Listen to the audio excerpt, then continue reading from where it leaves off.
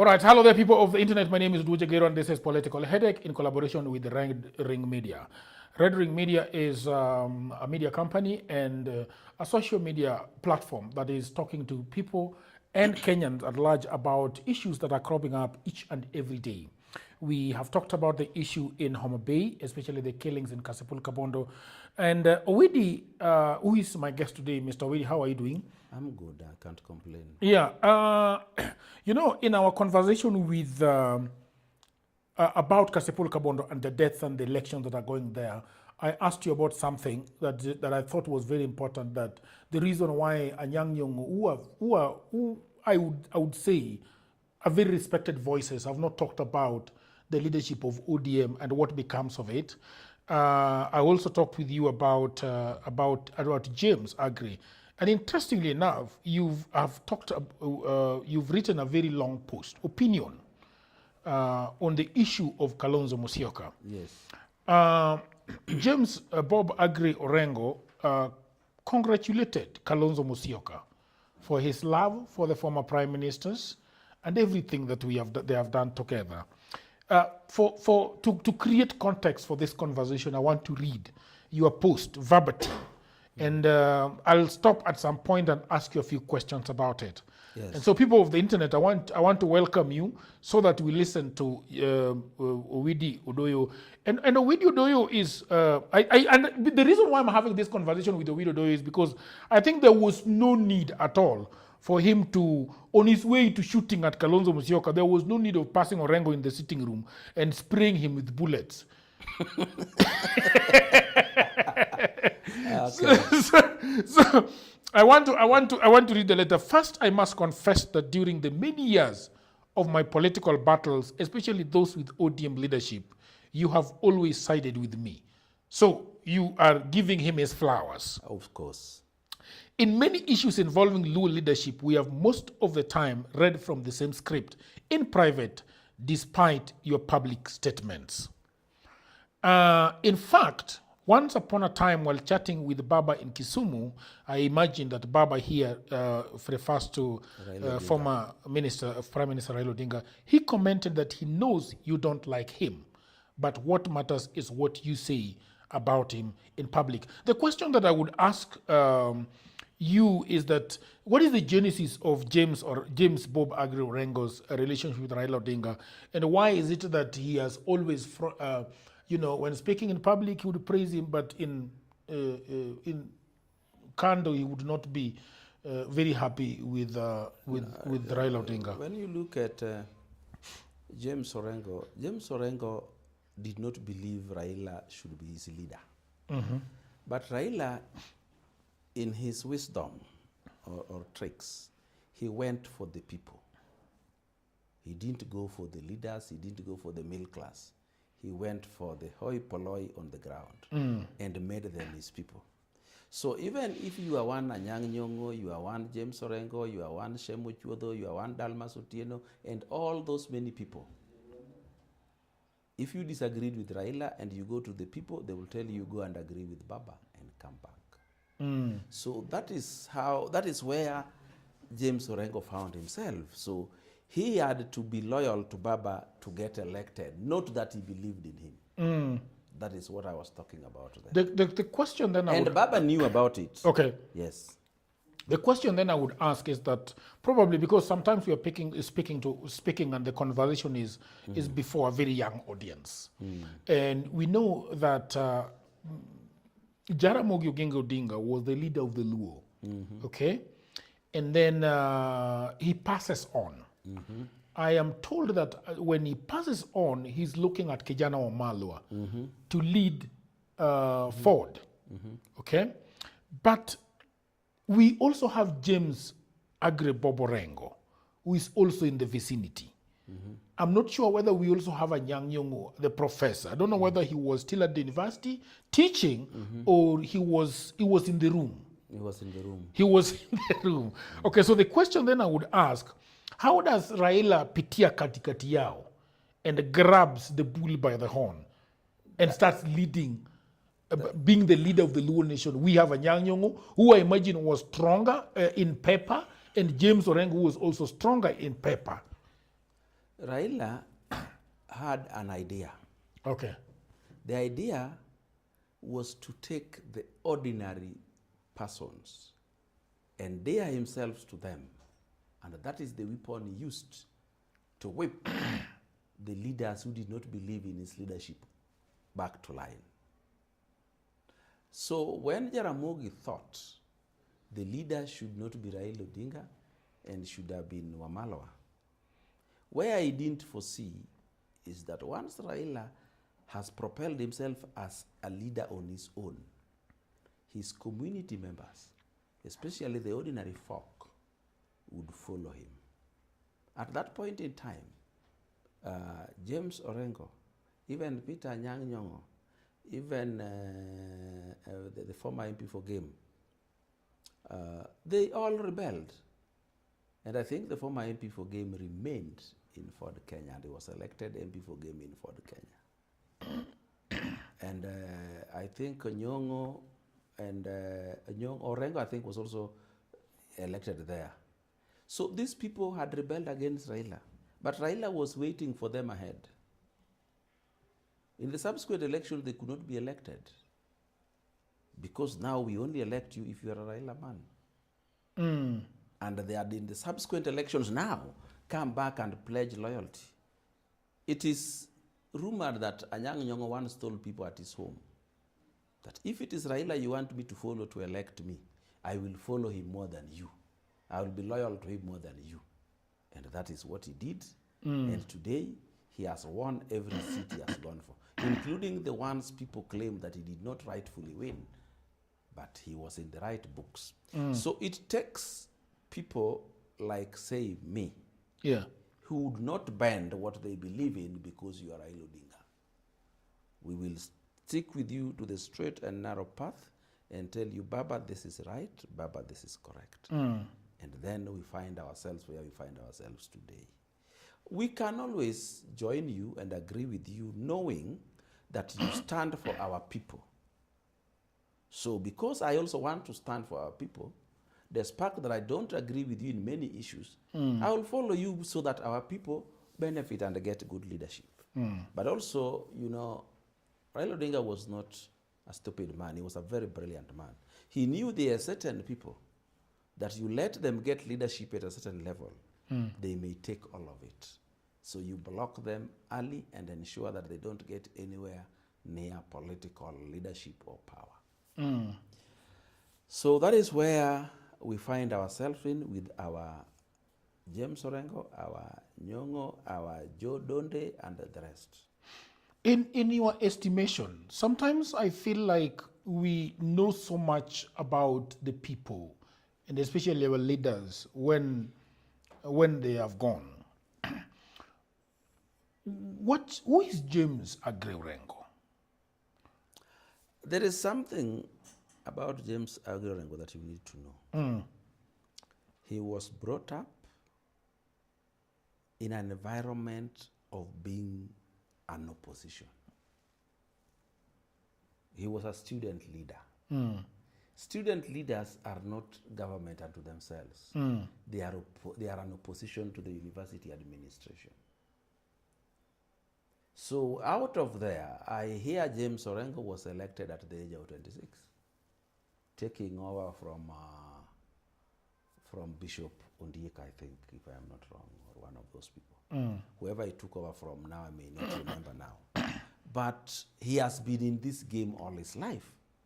But it is very clear that whenever he's in this, he is swimming in his waters when he's in the opposition side.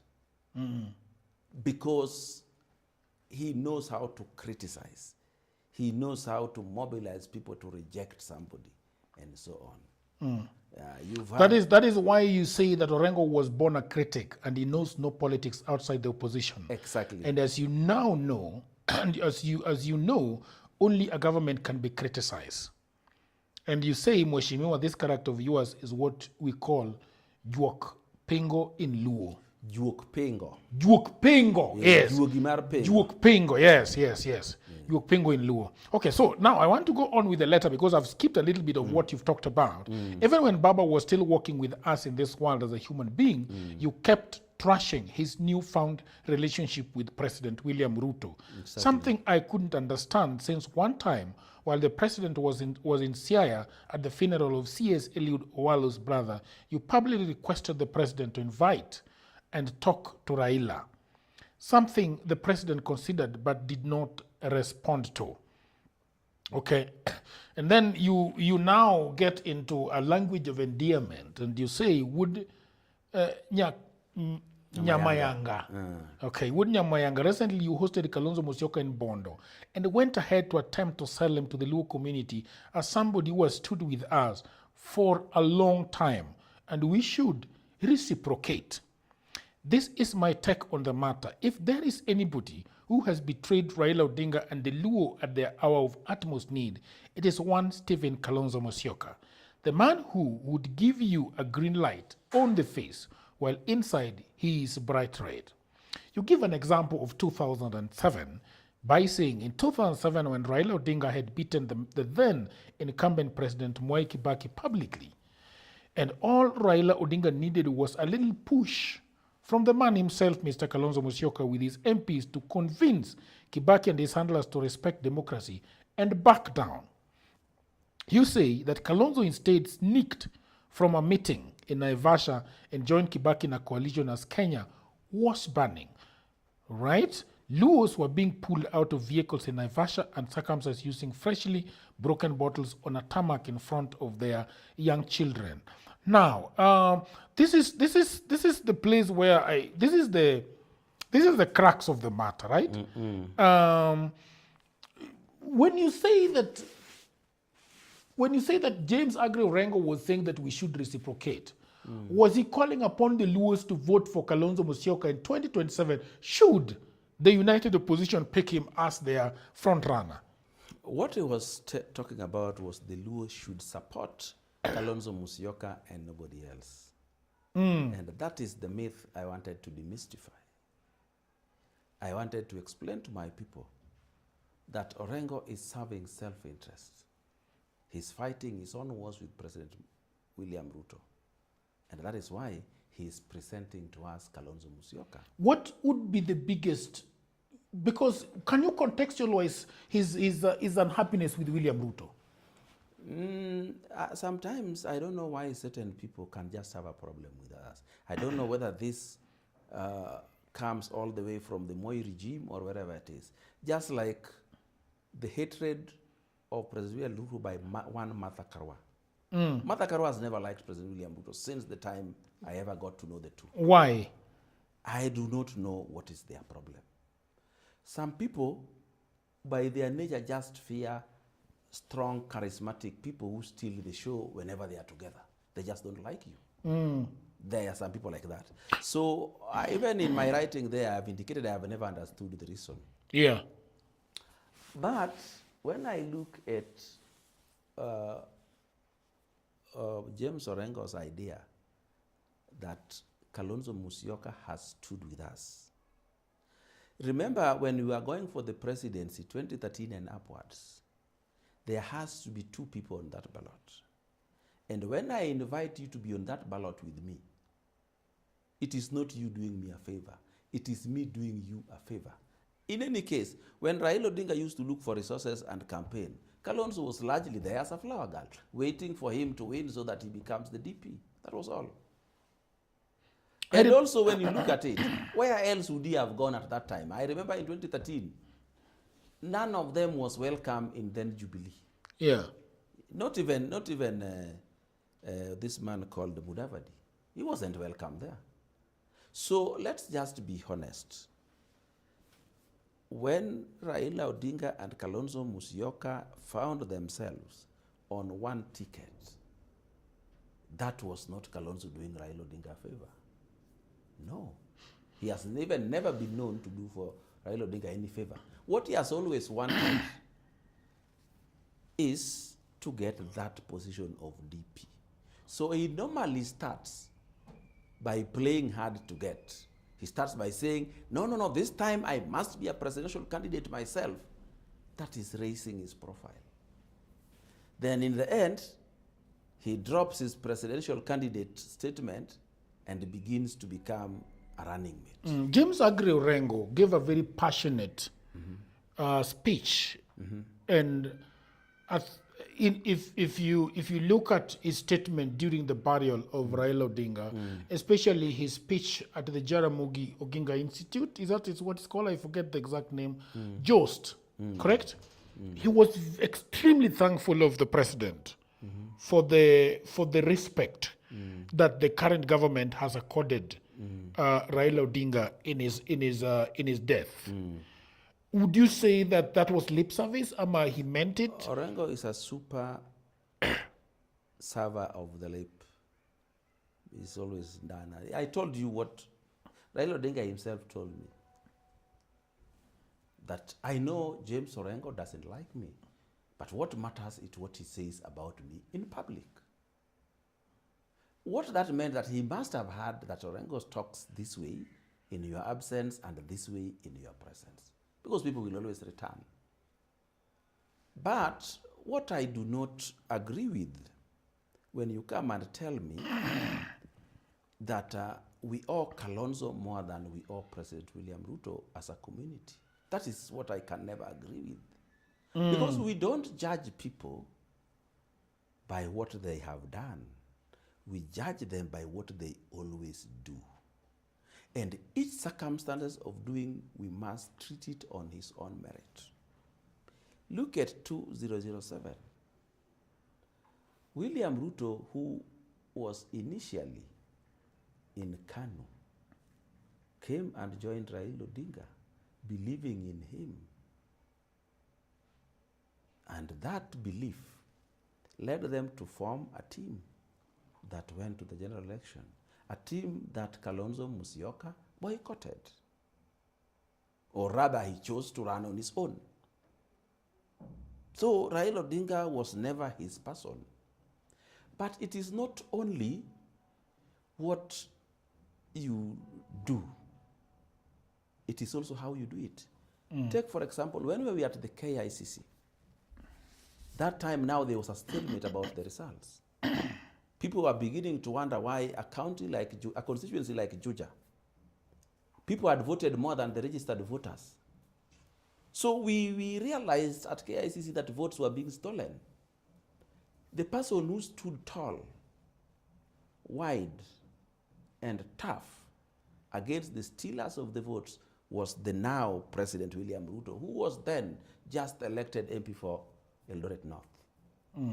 And they fought gallantly alone. Even the super mavericks in Luoland like Tino Kajuang Junani were not there. What is this gallant fighting? Was it a throwing of punches or what was it? No.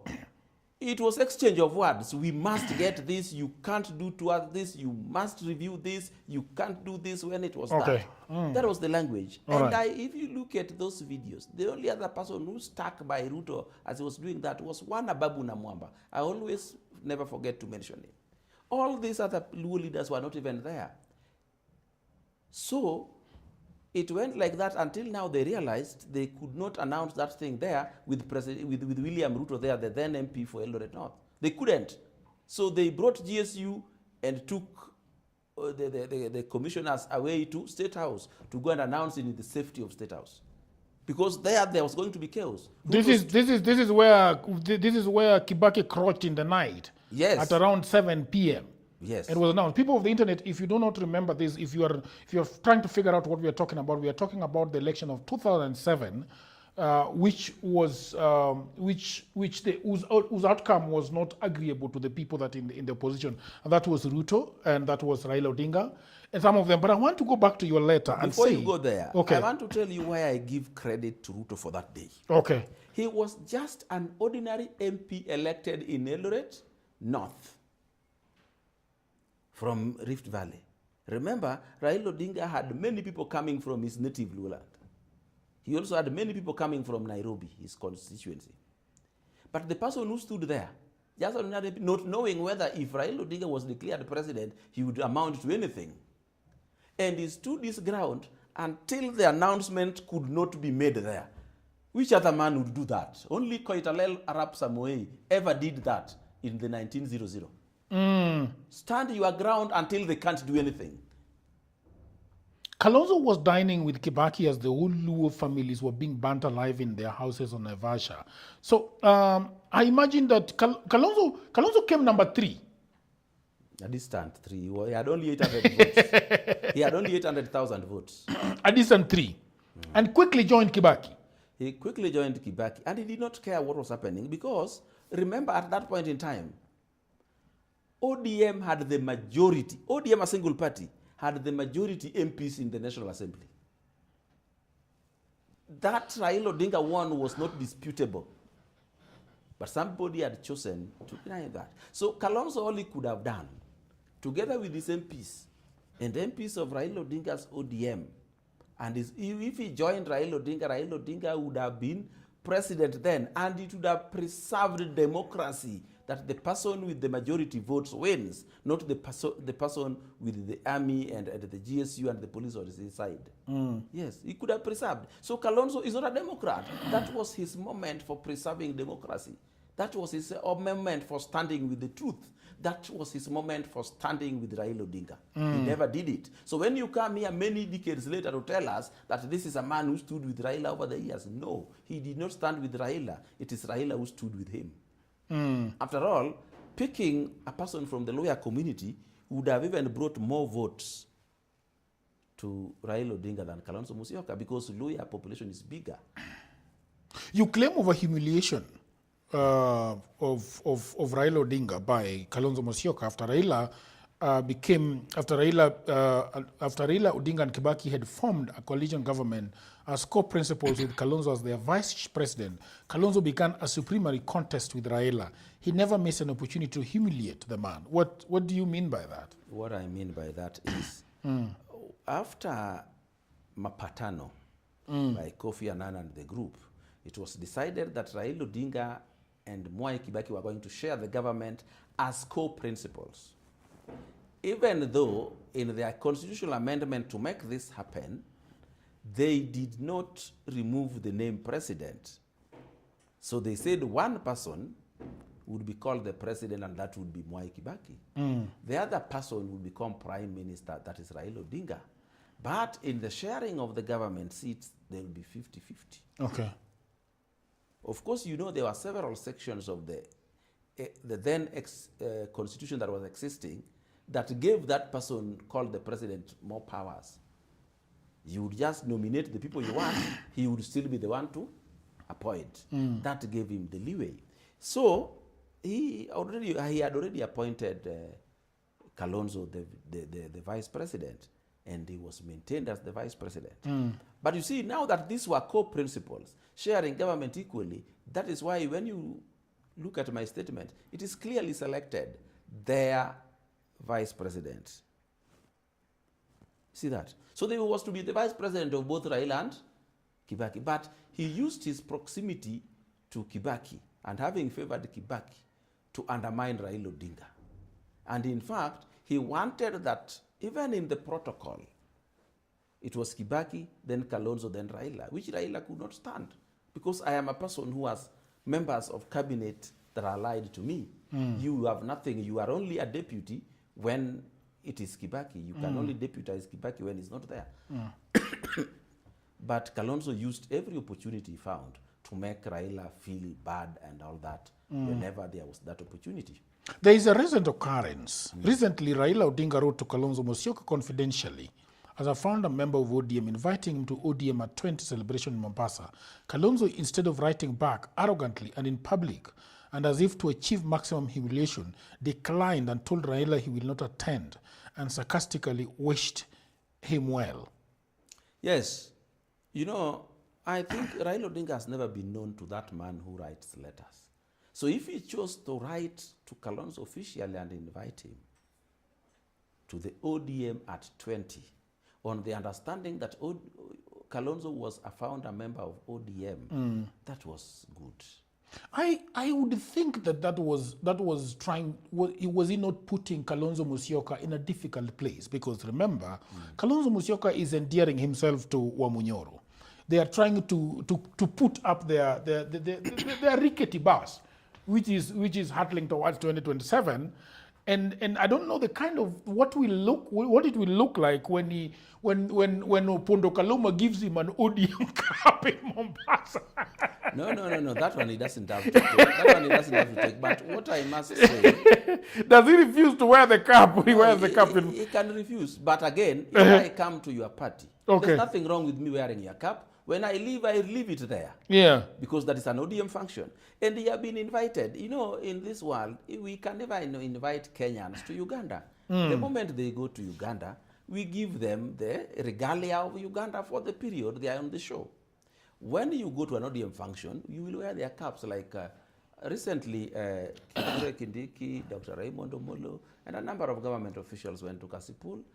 And those people had decided to brand that government function of women empowerment into an ODM thing. Fine. They still succumbed and all those things.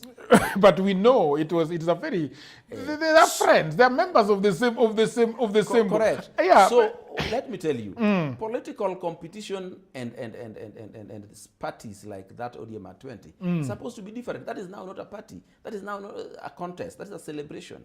But when you come out of that celebration, you must go back to your political party. Even public holidays, members of the opposition are supposed to all be attending public holidays. And when we used to have official opposition in this country, every public holiday, the leader of the official opposition used to have his seats and his deputies, if any, arranged in the venues of public holidays. And they used to have opportunity to speak. But because of their political rivalry, many of them chose not to go there, as if that is a ruling party's function. It is a government function, government of the Republic of Kenya.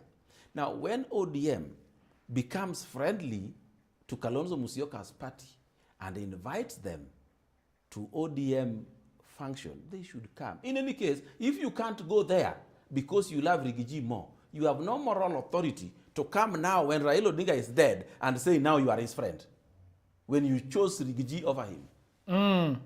So don't come here now and tell us suddenly now Raila Odinga is your friend because he's dead, because you want to inherit his estate, political estate. All right, people of the internet, I hope that you're enjoying this episode very much. And I just had a break to tell you about my new book. You know, everybody says that there is no job, and that is true. Also, that was me 10 years ago. The problem is that everybody is trying to get a job in their town, in their city, in their marketplace. They ask friends for jobs, mothers call uncles, uncles call brothers, but there are no jobs. Let me tell you what no one is telling you. Jobs migrated online. What I actually mean is there are many, many jobs around the world and there is no one to do them except you. I work for Americans myself. I work for Europeans. I work for the Chinese. I work for the Australians. I work for the Canadians. And so, because I have done so much for myself, I said to myself, you know what? I should compile what I've been doing for the last 15 years. So in 2024, I wrote a digital book called Goldmine 18 Hustles for Africans. And then in 2025, AI came. People say AI is taking away our jobs. And for me, I'm going to say false. There are actually AI jobs. Jobs are not being taken by AI, but there are new jobs online that are there because of AI. Now, mimi ni nani? I created more jobs. And for now, in my new book, we have 25 online and offline jobs that you can leverage on if you do not have a job.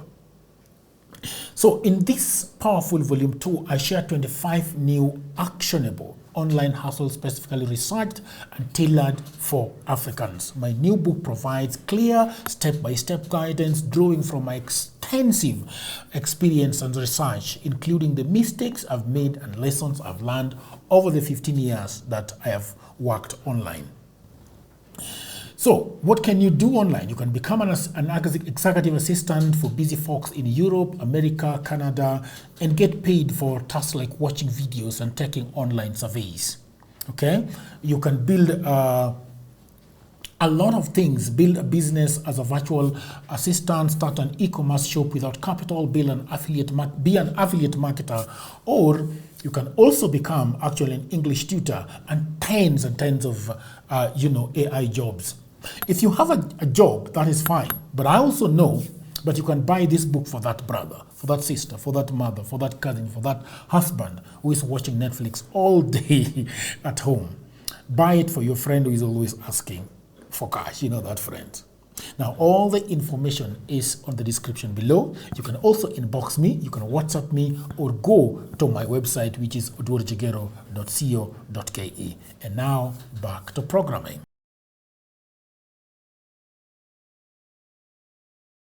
Do you think that Kalonzo is actually going for the political estate of the former Prime Minister Raila Odinga? He's struggling. Why would Kalonzo bring 100 head of cattle in Raila's funeral? I mean, if people are giving 100 heads of cattle to go and marry a woman, I mean, Raila Odinga, you don't want somebody to go and take Raila Odinga? You are not getting the whole idea. Okay, please explain. To Kalonzo Musyoka, Mwai Kibaki was a better friend, a closer friend. Even now, he prefers the Rigiji axis to Raila Odinga's axis, from the refusal to attend. But Raila Odinga jumped ship and went into a handshake with Ruto, and he doesn't like it. Yeah, but if he doesn't like it, then he should not like Raila either in life or in death. Why is he coming back to pretend that he likes Raila if he didn't like Raila and what he does? So he cannot come now when Raila is dead and claim that he was Raila's best friend. When he was faced with a choice between Kibaki and Raila, he chose Kibaki. But when Kibaki died, he didn't even take a skinny goat there. Nothing. But now here he's bringing 100 head of cattle. What is the reason? The reason is he wants to endear himself to the political constituency of Raila Odinga. He wants to inherit Raila's political assets. And he has hired Senior Counsel James Orengo to plead his case with the Luo. And we have seen it from far where we sit that he has been hired to plead Kalonzo's case. Are you afraid that if Kalonzo becomes the presidential nominee of the United Opposition, then Luos would afford him some votes? Of course, that is what I'm worried about because of the gospel. Orengo wants to preach to us that he is our best friend. I am trying to explain to our people that this is not our best friend. This is our worst enemy. There is an issue of Kalonzo being said to be a watermelon. And that is why, even if you look at the commentaries that are coming out now, people are very much afraid, especially people that are aligned, people that are aligned to the United Opposition. United, quote unquote. When I say United, wait, let me finish. Okay, finish. People have always thought of Kalonzo Musyoka as a man who does not stand on his 2 feet. Of course. That is always, his ground is always a sinking sand. Each time elections neared, Kalonzo would start playing hard to get and demanding nothing less than Raila's deputy, using the classical bargaining technique of aim at the sun to hit the moon.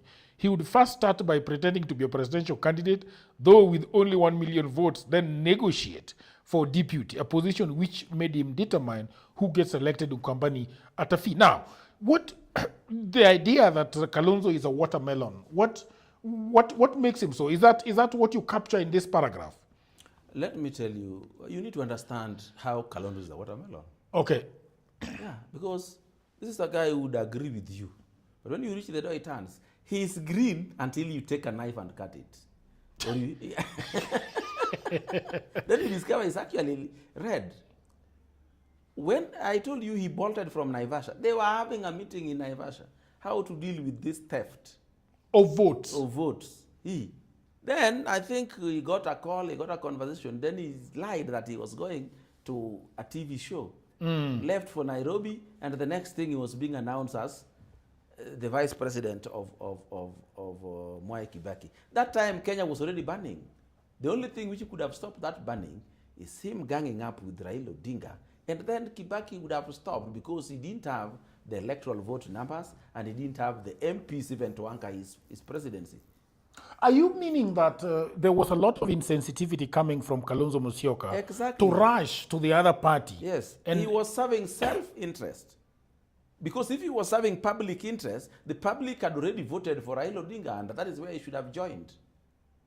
you tell Orengo that Kalonzo's coalition has already decided on on the power sharing ratio, which is 50-50. In which 50 will we be accommodated, you ask?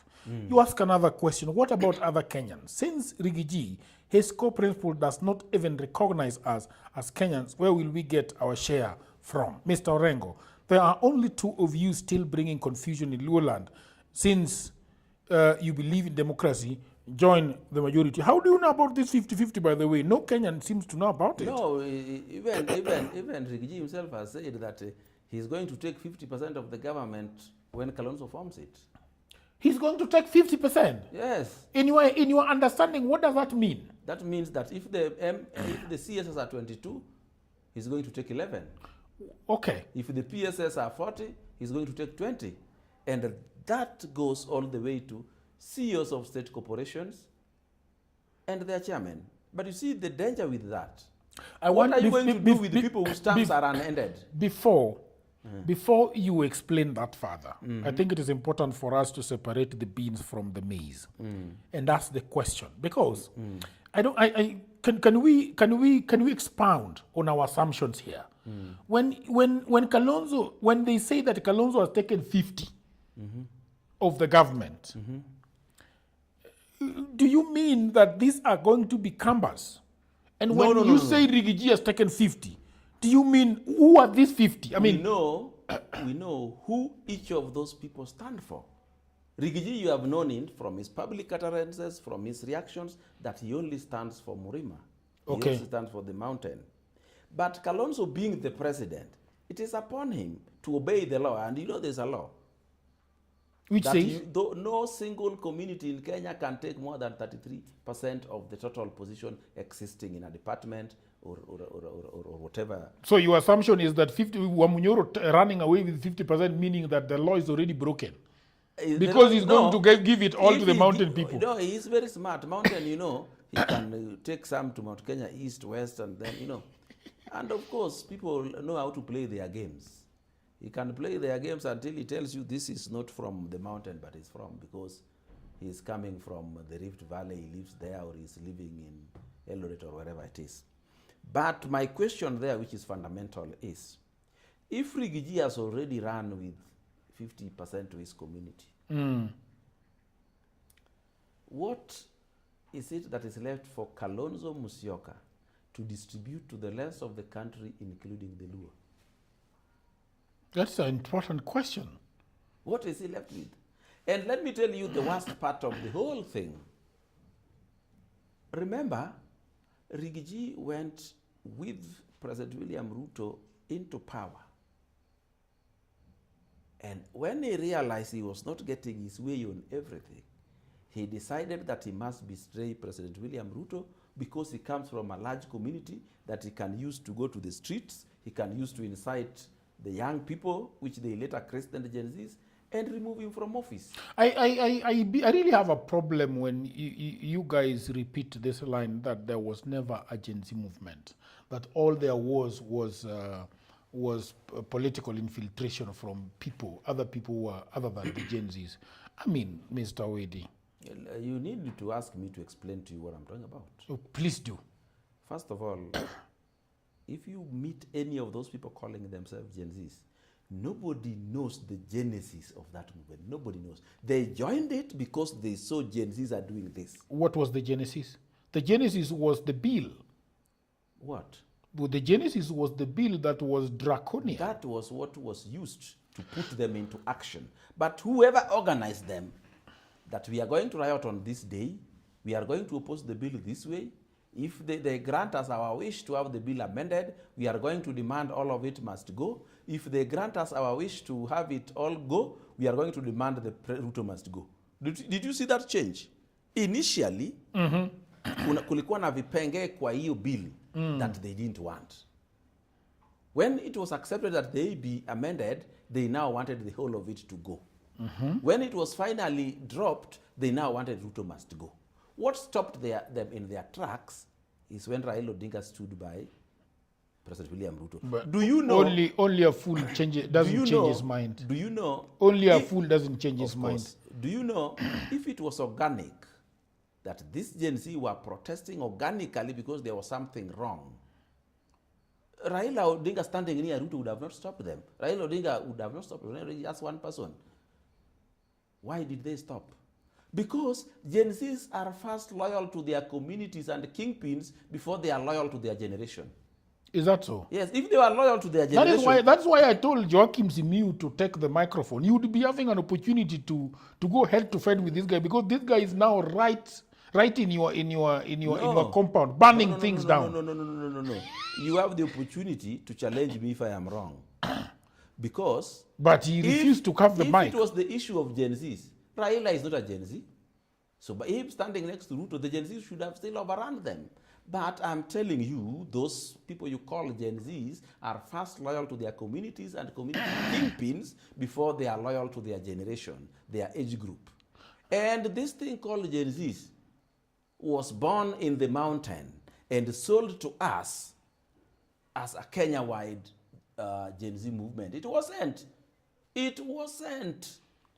It was a tribal grouping. Yes, so once they have come out and say, oh, Gen Zs are doing this. Even today, when you hear Rigiji talk and he says Kenyans, he doesn't mean Kenyans. He means those people from the mountain. To him, the only Kenyans he knows about are people from the mountain. That is why he's not even embarrassed to think they still come and field another candidate for the presidency.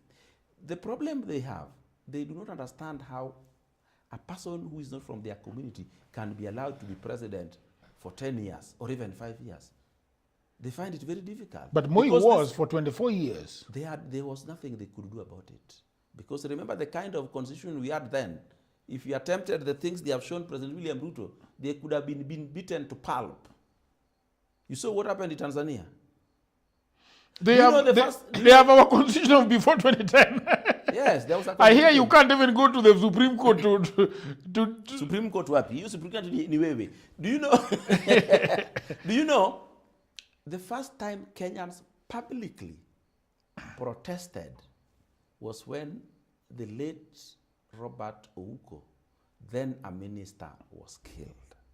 Moi was too embarrassed to beat people for protesting the death of Ouko. He was too embarrassed. He was too subdued. It also pained him because Ouko was his friend. But it was said that it was his minister who masterminded his killing. So when that happened and Moi didn't rough us up, I have a scar here. I fell during that time and broke the ulnar bone. When that happened and nothing happened to the people now realize, actually, we can protest on anything else. That is when Kenyans learned to protest. And after that, now they started protesting, demanding the removal of Section 2A that prohibited multi-party in Kenya, so that Kenya became a plural state. And that is how all these things came up. So anybody thinking that there's anything, even people like Raila, if Moi put his foot down, they were all running to Norway into exile. A lot of people are calling you a propagandist by your last paragraph. What was my last paragraph? By the way, someone is saying you are opposing President Ruto and his government because he has elevated your political opponents. Is that true? Which political opponents are you talking about? But I'm asking, he can say yes or no. Because they were saying that he's unhappy with the elevation of Opiyo Wandayi to cabinet level coming from Siaya when he had believed is the senior most official in Siaya after Raila. And I also, I think that is the only person properly elevated in there. So that is what I was asking to confirm. But again, here, it is not even entirely him I was asking. When you ask that question, any member of the audience can answer it. Somebody has said on a lies post that Kalonzo is a national leader and Kambas have the numbers. If you joke with Kalonzo, the pattern of voting in Nairobi and Mombasa governorship will change. And also some of ODM MPs will reduce drastically in the cities. Watch the space. ODM influence outside Nyanza has dwindled and you have got nothing to talk about. So? Yeah, so they are telling you... Whatever he's saying is true. I'm not even denying it. ODM, because you see, if ODM had organically elected leaders elected because of their charisma, leaders elected because they can lead, we would have no problem in ODM. But those are leaders whose hands were lifted.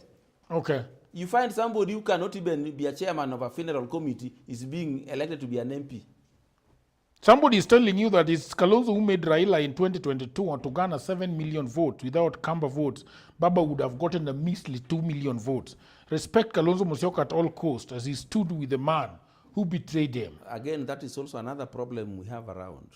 These politics that revolve around personalities must also end. Kenyans must now begin to learn to vote the person they think would make the best leader without relying on the so-called regional kingpins. And again, don't tell us about Baba getting millions and millions of votes but not becoming president. This game is played this way. Either you win or you lose. Whether you win by 1 million votes or win by 2 votes, you become the president with full powers. So those votes don't make sense if they did not make Raila the president. They don't. But also remember, even Kalonzo, where did he have to go? He could not run independently. Those votes you're saying he brought, did they make him president either? I am just surprised that you're fearful that some Luos can actually vote for Kalonzo Musyoka in 2027. Oh, in 2027. I will tell you something about our people, the Luo. Okay. They are the easiest to gallo. You know what I mean by gallo? You will bring what is them, that in English? You will bring them a priest. The priest will tell them, I have a church here, and after 1 week, all of us are going to heaven. They will believe you. And they will fight for that church like they are fighting for their lives. Are you talking about the story of Canaan? No, there are many people in Lowland that have gotten into some churches that keep on lying to them, but they are so stuck in them, they don't want to hear anybody.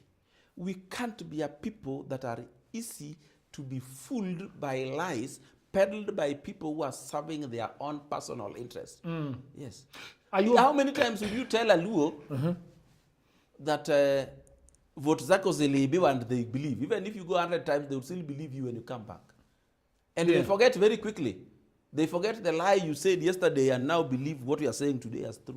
So we must learn to tell people that if you can't get it right now and you didn't get it right last year, next year we will not allow you. We will get somebody who has the luck to get things right. Or the Wamunyoro team or the United Opposition might be gearing to give Kalonzo the flyways to lead them in 2027. Is this perhaps your biggest fear and you're trembling in your skin? Let me tell you something which I had said on a TV station this morning. Yeah.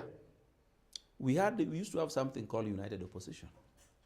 But it became clear to members of that United Opposition that Wamunyoro wanted to run away with this thing as his personal property, in which he may even decide to be nominating the presidential candidates himself, if not nominating himself. And when former President Uhuru Kenyatta saw that, he decided to rehabilitate his old Jubilee and relaunch it and give it a face of a person who is capable of being a presidential candidate going forward. And that person was Matiang'i. So now, the United Opposition is now split into two. There is the Uhuru axis and there is the Rigiji axis. The only thing you can note there are two people. Why are you not talking about Wanjigi, my party? Wait, I'm going to talk about him. There are two people coming from the same community. I have not seen Wanjigi masquerade as a member of the United Opposition. He's a member of the opposition. He may become a presidential candidate. But have you noticed something? All these political formations against Ruto are led by people from the same community. Kalonzo is not from that community. Kalonzo is leading none. That one Kalonzo is being led by... Kalonzo has a party, does he not? No. Political formations. I did say a party. Political formations. political formation. But Matiang'i is also not from... Matiang'i is not surely. doing that. In fact, it is official that Uhuru is the party leader, Kalonzo is Matiang'i is the deputy. So it means who is calling the shots in Jubilee? Uhuru Kenyatta. Who is calling the shots in DCP and that Kalonzo axis is Rigiji. Who is calling the shots in this later remaining one? Jimmy Wanjigi. And that therefore means what? That therefore means they are trying to encircle President William Ruto. Mmoja anakuja kutoka nyuma, mmoja anakuja kutoka huku, mmoja anakuja kutoka huku, because they believe it is only them who can be president. So the people of Kenya must be careful. Yeah. If we want a prosperous country for future peace, we must make sure we share our resources equally and equitably, including leadership positions. Okay. In fact, if it were my case, I would advocate a country where the presidency is rotational, that once a community has had it, they don't get it for some time, not forever, for some time. So there's another one as an opportunity. Because some people may be good people, but they come from small community. Let us not forget that Kenya is largely very tribal. Yeah, you believe in a state of the nation whereby we have a Borana becoming president of this country. Yes. We have a Luya. We have a Maasai. And if the moment that is adopted... I think that would be dangerous. No, the moment that is adopted, it is very easy for a Borana to become, because one community which is large may decide to support them into getting the seat. The last question I want to ask you. This is the last answer, sir. Yes. How fearful are you about Kalonzo Musyoka's presidential candidature? I don't think Kalonzo Musyoka's presidential candidate can threaten even the sitting president. Okay.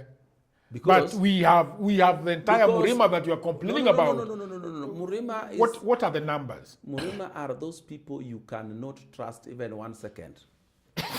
Let me tell you something that happened. Nice. In 1992, Jaramogi Oginga Odinga formed a political juggernaut called Ford. Okay. After himself and a few of his political friends pushed Moi to the limit to grant multi-party. And this Ford was going to take the seat. Jaramogi, by that time, was 80 years old, just like Raila Odinga, when he passed on. God may rest his soul in eternal peace. We pleaded with our friends from the Murima that Jaramogi is now old. He may just go one term and let you take it from there. So kindly, let us not divide the opposition. Let us vote for him. In any case, when he becomes president and his age, you are the people who are going to govern, because one of you is going to be the vice president. They refused, and you know what? They were supposed to give the vice presidency to whom? One of those two. Kibaki or Kenneth Matiba. Now, what did Matiba do? Actually, the first one, Matiba was not even there. Matiba was in the second one. What did Kibaki do? What did Matiba do? Matiba said, let the people decide. You know what that meant? It meant, my people are the majority. If it is them deciding, you are not even a candidate. So Jaramogi said, okay, if you have refused to let the people decide, let me run on my own party. And because they had already become members of this Ford, it forced Ford to be split. And each of them wanted to enjoy the publicity of the name Ford. Not even getting ashamed that it is Jaramogi who brought this name Ford and made it popular. So Kenneth Matiba's was called Ford Asili. The other one was called Ford Kenya. One day, Nyachai also ran with a piece called Ford People. Yeah, which was really interesting. Yes. So Ford for the people, Ford Asili, Ford Original. Raila's father akabaki na gani? Ford Kenya. Oh my God. So that was the problem. So you see, Moi also succeeded in dismantling Ford in such a way that nobody remained with the original name Ford. A lot of people, the last question, a lot of people are saying, well, there is a lot of you know, what is the word here that I'm trying to look for it's a very sensitive question, so I'm trying to look for the word. What is the word? That Kikuyus do not want others to rule this country. And somebody might be wondering, hey, is it the Kikuyu elite? Is it the Kikuyu the people? Because if it's the Kikuyu the people, I would think that is a very unfair statement. No, what you know, what it is the leaders. And those leaders are selfish in their own rights. You know, when you are the leaders are the lead in a society, when one of your own is the president, by virtue of your position in society, you can easily reach the president, especially when it's from your community. So that is what they don't want to go away. But the Kikuyu masses know that Kenya belongs to all of us and we can all share into it. But their leaders preach to them a gospel of we ought to be the one, so and so ought to be the one. They are not seeing the trick. In any case, after these people have taken power, the Kikuyu ordinary man is treated just like any other person. If you are found in the street committing a crime, you will be arrested without first finding out whether you are Kikuyu or not. If you go to the shop to buy anything, you'll buy it at the price of anybody. If you break any law, you'll be treated like everybody else. But when these leaders are campaigning, they give you the impression that you'll be treated differently. No. Sisi kama watu wa Murima, sisi kama watu wa Lake, sisi kama watu wa... Nobody treats you differently. That is just a language the leadership uses to whip you into a corner to serve their interests. Thank you very much. People of the internet, thank you very much for joining us today on another episode. Odoyo wrote a letter that really went viral, and the letter was directed to his brother from the lake, James Agre Bob Orengo. And I just wanted to sit down with him, break down the letter paragraph by paragraph, line by line, so that he can shed more light on it. And thank you very much for listening in. Thank you very much for sitting down. So please leave a comment. Remember, this is a collaboration between Political Headache and Red Ring Media. Please follow them on their socials. They've got a YouTube channel. Please follow them there. They've got a Facebook account. Follow them there. And Political Headache, the great platform that brings you the political conversation and also Face the Nation, a town hall, which is always going to different places of the country. We are in Nairobi. I spoke with Jalango. Jalango is already coming. Joachim is already coming. We have Owidi here who will stand tall and talk and say, I am the Owidi Odoyo. So thank you very much for listening in. Until another episode, bye for now. Hey, those are you know